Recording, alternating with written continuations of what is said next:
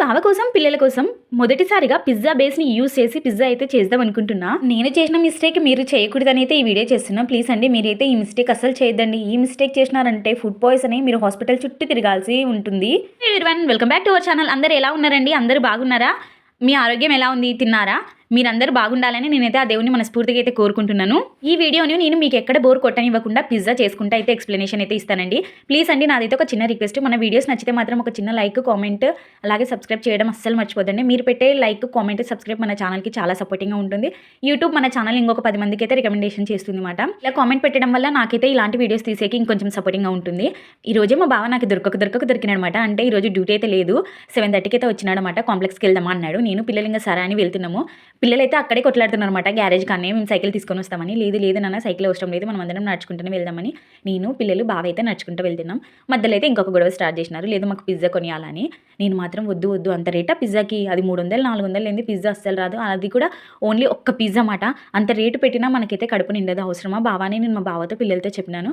మా బావ అయితే అమ్మ నాకు తెలియదమ్మా, నీ ఇష్టం, నీ పిల్లలు ఇష్టం, నేను వద్దంటే మళ్ళీ వద్దన్నావని అందరు కలిసి నా మీద కొట్లాడతారని మా బావ అయితే నాతో అన్నాడు. చిన్నోడు మా పెద్దోడు ఊక గొడవ పెట్టేసుకుంటున్నారు అనమాట. నువ్వు పిజ్జా కానీ బర్గర్ కానీ కొనిస్తేనే మేము వస్తామమ్మా, లేదంటే రాదు, ఎన్ని రోజులు మేము తినకని ఊరికే కొట్లాడుతున్నారు. సరే నాన్న ఊరికే కొట్లాడొద్దండి, పిజ్జా బేస్ దొరికితే కానీ ఇంటికి తీసుకొచ్చుకొని దాన్ని మనం పిజ్జా చేసుకుందాం, లేదంటే వద్దని చెప్పేసినాను. ఇష్టానికి పిజ్జా బేస్ అయితే దొరికింది. పిజ్జా బేస్ ఒకటి ఉంటే సరిపోతుంటే దాంట్లో కావాల్సిన వెజిటేబుల్స్ కూడా కావాలని ఆ పక్కనే వెజిటేబుల్ షాప్ ఉంటే షాప్లోకి వెళ్ళి దాంట్లో కావాల్సిన మష్రూము అలాగే క్యాప్సికమ్ అయితే తీసుకున్నాను. మష్రూమ్ ప్యాకెట్స్ ఒకటి వచ్చి 25 రూపీస్లు ఎక్కడైతే ఇచ్చినారు. అవును, ఈ వీడియో చూసిన వాళ్ళు మీ సైడ్ ఎంత ఉంది మష్రూమ్ అనేది నాకైతే కామెంట్ చేసి చెప్పండి. ఈ క్యాప్సికమ్ అయితే ఒక పావు 20 రూపాయలకైతే ఇచ్చినాడు. కొంచెం కాస్ట్ ఎక్కువ అనిపించింది నాకైతే. ఈ సీజన్లో కొంచెం కాస్ట్ తక్కువ ఉండాలా. ఈ పిజ్జా బేస్ అయితే నాకు 50 రూపాయలకైతే ఇచ్చినారన్నమాట, అంటే 50 రూపీస్. దీంట్లో 2 అయితే బ్రెడ్ ముక్కలు వచ్చినాయి. ఇంక ఇంటికి వచ్చిన వెంటనే అవన్నీ తీసేసి ఫటాఫట కూరగాయలన్నీ తరుక్కొని నేను ఇలా ఈ పిజ్జా బేస్ మీద నా కాడ ఉన్న పిజ్జా సాస్ అయితే రాస్తున్నాను. ఇలా మంచిగా రాసేసి దీని మీద వెజిటేబుల్స్ అన్నీ స్ప్రెడ్ చేసేస్తామాట. అంటే నాకు మన కాడ ఉన్న మష్రూము అలాగే మన కాడ ఉన్న క్యాప్సికము, ఉల్లిపాయ. పిల్లల దాంట్లో ఉల్లిపాయ పెట్టడం నేనైతే మర్చిపోలేదండి. పిల్లలు తినరు కాబట్టి అవసరం లేదనిపించింది. నా దగ్గర చీజ్ ఉంటే చీజ్ని కూడా ఇలా చిన్నగా తరిమి అయితే వేస్తున్నాను.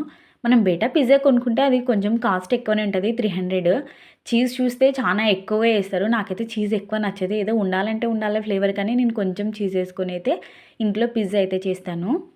మీలో చాలామంది అనుకోవచ్చు, ఏందక్క మరి అంత కక్కుర్తి పడుతున్నావు, 300 కాడ బయట పిల్లలకి అడిగింది కొనిస్తే సరిపోతుంది కదా అని. మనం పెట్టేది బయట 300 కానీ దాంతో కడుపైతే నిండదు. అది ఇంటికి తెచ్చుకొని చేసుకుంటే ఇలా హైజీనిక్గా ఉంటుంది, హెల్త్కి కూడా చాలా మంచిది అనమాట. ఇప్పుడైతే మన పిజ్జా రెడీ అయిపోయింది మొత్తం. దీన్ని తీసుకొని పోయి ఓవెన్లో పెట్టేసి ఇప్పుడు కుక్ చేసేయడమే. దీనికైతే నేను 15 మినిట్స్ అయితే టైం ఇచ్చి ఫస్ట్ పిజ్జాని అయితే బేక్ కానిస్తున్నా. ఇక్కడ సెకండ్ పిజ్జాలో నాకు మా బావ కోసమని కొంచెం ఎక్కువ స్పైసెస్ ఉంటే బాగుంటుందని నా అక్కడ సెజ్వాన్ సాస్, కొంచెం స్పైసెస్ చట్నీ అయితే ఒకటి ఉన్నది, దాన్ని అయితే వేసి ఆ సాస్ని దానిపైన కొంచెం ఉల్లిపాయలు అలాగే same to same capsicum, next వచ్చేసేసి మష్రూమ్, ఇవన్నీ బాగా ఫుల్గా నింపేస్తున్నా. నాకైతే పిజ్జాకి ఎక్కువ వెజిటేబుల్స్ ఉంటే చాలా అంటే చాలా బాగా నచ్చుతుంది అన్నమాట. ఇలా మొత్తం వేసేసి నా దగ్గర ఉన్న చీజింగ్ ఒకటే ఒక ప్యాకెట్ ఉంది లాస్ట్ ఇదేమాట, దీన్ని కూడా వేసేస్తున్నాను. నా ఫీలింగ్ ఎప్పుడు ఎలా ఉంటుందంటే, మనం మిడిల్ క్లాస్ వాళ్ళం, అంత ఖర్చు పెట్టి బయట తినే బదులు అదే ఖర్చుతో ఇంట్లో అందరం తినొచ్చనే మెంటాలిటీ మాట నాది. అందుకే బయట ఎక్కువ వాటికి నేనైతే ఏం ఖర్చు చేయను, ఏదున్నా ఆల్మోస్ట్ ఆల్ ఇంట్లోనే తెచ్చి పిల్లలకైతే చేసి పెడతాను అనమాట, ఆరోగ్యానికి కూడా మంచిదని.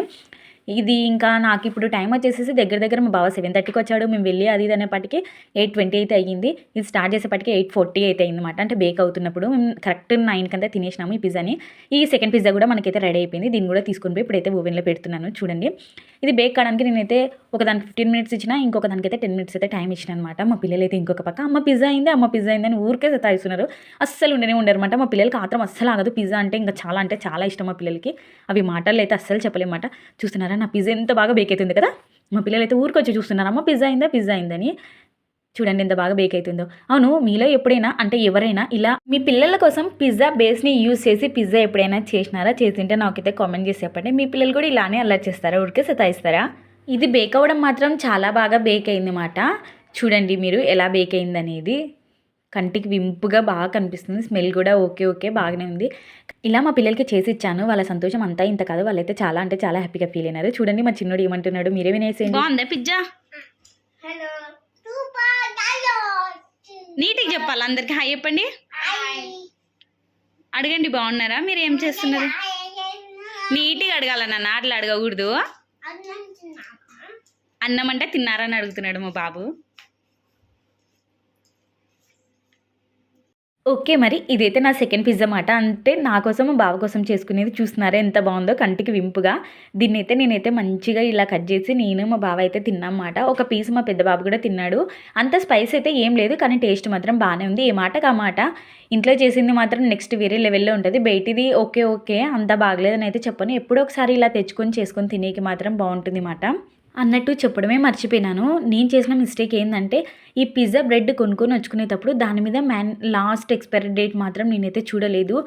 మేము పిజ్జా చేసుకొని తిని మొత్తం క్లీనింగ్ చేసేటప్పుడైతే దీని మీద చూసినాననమాట. ఎక్స్‌పైరీ డేట్ మాత్రం అయిపోయింది. అంటే 17/1/2026 మాట. అంటే ఇది ఆల్రెడీ ఎక్స్‌పైర్ అయిపోయిందన్నమాట. ఇలాంటివి కొంచెం తెచ్చుకునేటప్పుడు మీరు కూడా చూడండి అబ్బా! కొంచెం అబ్జర్వ్ చేసుకోండి. లేదంటే మన పిల్లలకి ఫుడ్ పాయిజన్ అయ్యే ప్రమాదాలు ఎక్కువున్నాయి. దీని వల్లనే మనకి జాండీస్ అలాంటివి మొత్తం వస్తుంటాయన్నమాట. పిల్లలకి ఇలా హెల్త్ ప్రాబ్లమ్స్ వచ్చి మనం హాస్పిటల్ చుట్టూ తిరిగేలా చేస్తే మాట కొంచెం చూసుకోండి. నా కోసం మా బావ కోసం చేసుకున్న పిజ్జా అండి. స్పైసీ పిజ్జా ఎలా ఉందని నేను మీకు టేస్ట్ చేసి చూపిస్తాను. పిజ్జా చాలా అంటే చాలా బాగుంది. కానీ నేను ఎప్పుడు ఇంట్లో చేసేదానికే నా ఓటంట. బయట నుంచి తెచ్చుకునేటైతే అస్సలు ఇష్టపడను. ఈ వీడియోని ఇంతవరకు చూసినందుకు ప్రతి ఒక్కరికి చాలా అంటే చాలా థ్యాంక్ యూ అండి. నా వీడియోస్ నచ్చితే కన్నా ఒక చిన్న లైక్ ఇవ్వడం అస్సలు మర్చిపోదండి. మీరు ఇచ్చే లైక్, మీరు పెట్టే కామెంట్ నా ఛానల్ గ్రోయింగ్కి చాలా అంటే చాలా సపోర్టింగ్గా ఉంటుంది. ఓకే, మరి ఇంకొక వీడియోతో మీ ముందైతే ఉంటాను మరి. Okay, bye all.